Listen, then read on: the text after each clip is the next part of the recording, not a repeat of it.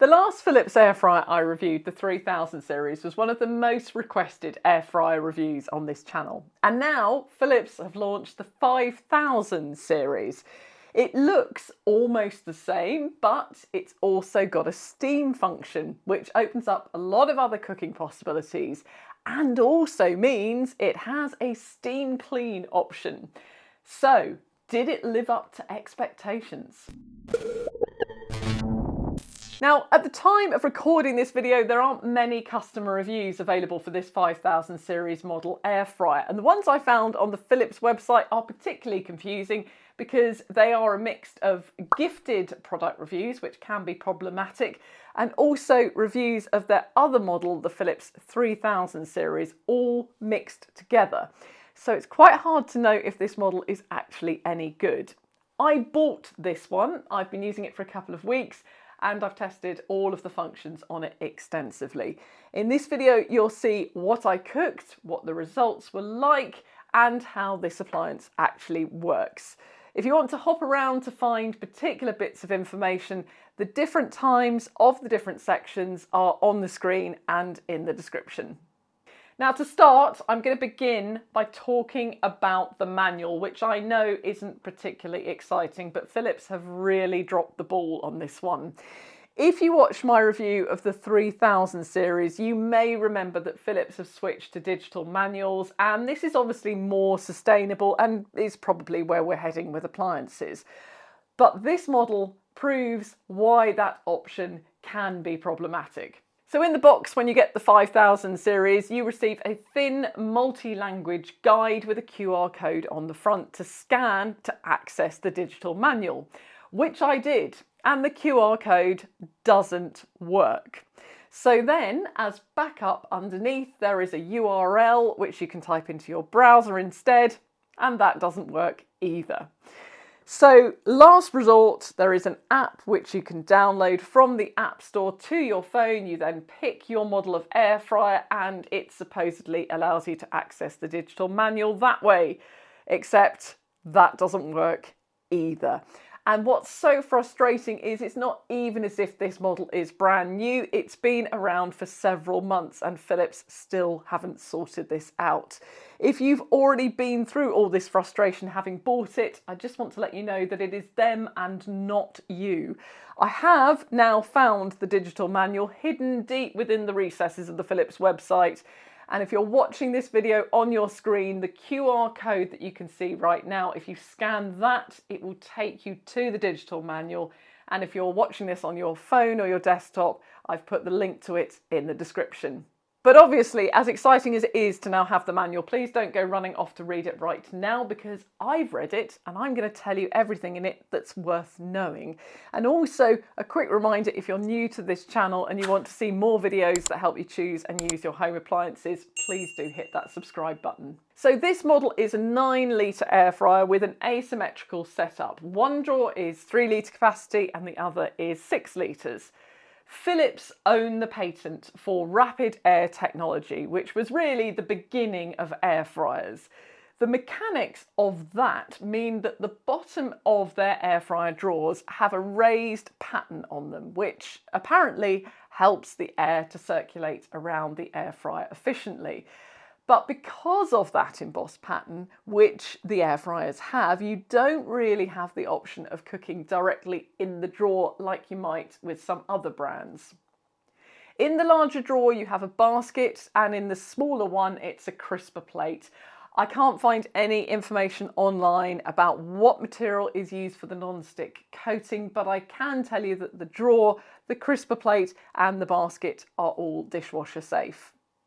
The basket in the large drawer looks square, but it isn't. It has a right way to go in and a wrong way, so you may need to rotate it. Also be aware it's got little feet on the bottom, and if you have someone heavy-handed doing the washing up and you place pressure on the basket while it's in the sink, it's possible to push those feet outwards and then you have to push them back in so that it will fit back in the drawer.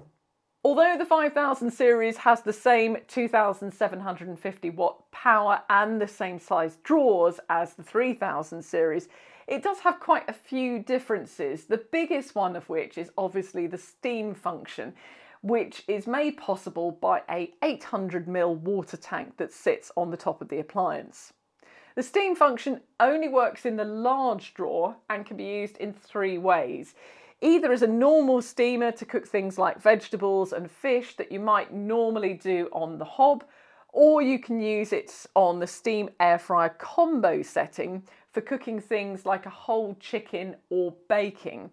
And this model also has a 20-minute steam clean function, of which 15 minutes is steaming and 5 minutes is drying. Now, don't get too excited because this steam cleaning function isn't quite the magic solution that we've all been waiting for with our air fryers, because of course it only works in the large drawer.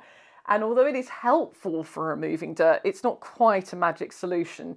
I found it worked best when you stopped it before drying started and then got in there with a cloth and cleaned whilst the inside was still damp. As far as steam cooking goes, I tried the steam air fry function on several different dishes. While it's running, you will hear the air fryer alternating between pumping steam into the drawer and running the air fryer fans. The first thing I cooked, of course, was a 1.6 kilogram chicken. I did it for 50 minutes at 180 Celsius on that steam air fry setting. The flesh, when it was cooked, was incredibly moist. The steam definitely made a big difference, but it did lack a little bit of crispiness on the skin and some colour as well. So I tried the second one on the same setting, but for the last 5 minutes, I switched it from steam air fry to just regular air fry, cranked the temperature up to the maximum of 200 Celsius. And although it doesn't look much different in this footage, it did crisp up the skin. And you could obviously do that last step for longer if you wished. I also tried baking both cake and bread with the steam air fryer setting. With the cake, I divided the batter in 2, did 1/2 in my normal air fryer, 1/2 in the Philips on steam air fry. The steamed one had a noticeably smoother top to it and was more moist inside, but only marginally so. I also did focaccia, and that turned out really well, but again, the difference in moisture in it was only marginal. And I also tried cooking a shop-bought frozen pain au chocolat on steam air fry. If you haven't seen my other videos, these pastries have become a bit of a useful benchmark to measure the effectiveness of steam baking. In the Ninja Combi, they puffed up and were incredibly moist and fluffy, like something out of a French boulangerie. And in the Wonder Oven, they looked pretty much the same as out of a normal oven. In the Philips 5000, I had high hopes and they came out somewhere between the two. Sadly, nowhere near the Ninja Combi. If you're going to be using any of the steam options, there are a couple of things worth knowing. Firstly, for most cooking cycles, unless you're going to be cooking for over an hour, you won't use all of the water that fits in that 800 ml reservoir. If you do, there is a warning light and an alert which will trigger if it runs dry, but otherwise you will have to get into the habit of emptying the reservoir so you don't have water sitting around unused and causing limescale buildup. Secondly, Philips advise you to descale after every 10 hours of use, and this air fryer has an icon which will light up and tell you when you need to do that. To descale, you then long press the steam clean button and that starts a 50-minute descaling cycle. And finally, it's worth pointing out that all of the steam that you put into this air fryer does have to go somewhere. Some of it goes into the food, obviously, but you will see a lot of it escaping around the edges of the large drawer when it's running, and that is totally normal. This air fryer has 11 presets, which are frozen potato snacks, steak, fresh potatoes, vegan, chicken drumstick, fish, vegetables, bread, cake or muffin, reheat, and dumplings. Philips say that their presets are cooking programs that give recommendation for temperature and cooking time based on a certain amount of food. Now with this air fryer, it does take slightly longer to cook things in the small drawer than the large drawer, and the presets do reflect that. So for instance, if you select the frozen potato option on the large drawer, That defaults to 28 minutes at 200 Celsius, and that's supposed to be for 800 grams of fries, which it explains in the manual.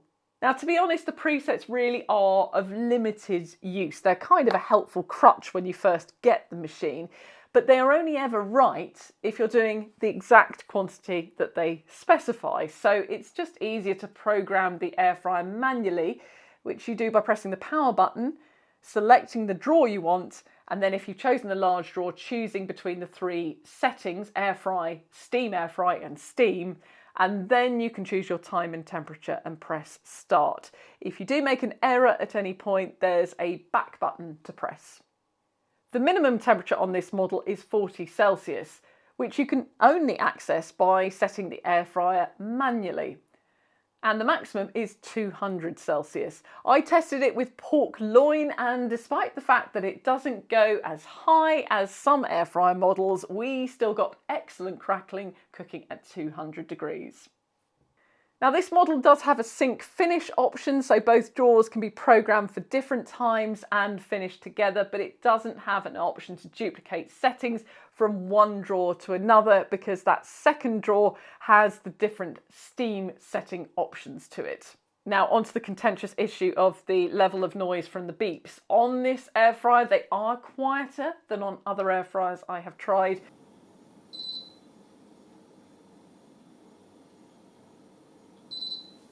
And so if you're likely to be irritated by that, they are marginally less irritating on this model. There's also a shake reminder that you can turn on and off on both drawers depending on your preference. As you would expect, the 10 minutes 200 Celsius energy test, which I did, produced nearly identical results with this model as with the 3000 series, with a slight increase in energy use when using the steam in the second drawer. As far as accessories go, the only thing you get in the box with the 5000 series is a combined cord holder and fender, which you attach to the back of the appliance. But you can also buy a baking kit, a grill kit, a breakfast set, and a 2-layer rack as optional extras. The 5000 series isn't a smart air fryer, so although there is a Philips app that you can access, that's only really useful for getting recipes. Now, if you're tossing up between this model and the 3000, the 5000 is £70 more expensive, but I would be very tempted to go for it if you have the budget, because there is definitely a difference in the results, particularly when you're cooking something like a whole chicken. And of course, you have the option to steam vegetables too, so it's more versatile. The only tiny frustration with this model is that the steam function isn't on both drawers, so you need to do a little bit of planning and prioritising to work out which elements of your meal are going to be done in which drawer. As always, very interested to hear what you think about this model, so please do let me know in the comments, and don't forget to check the description for links to buy, the link for the digital manual, recipes that I cooked in this video, and if there are any corrections. Thank you for watching.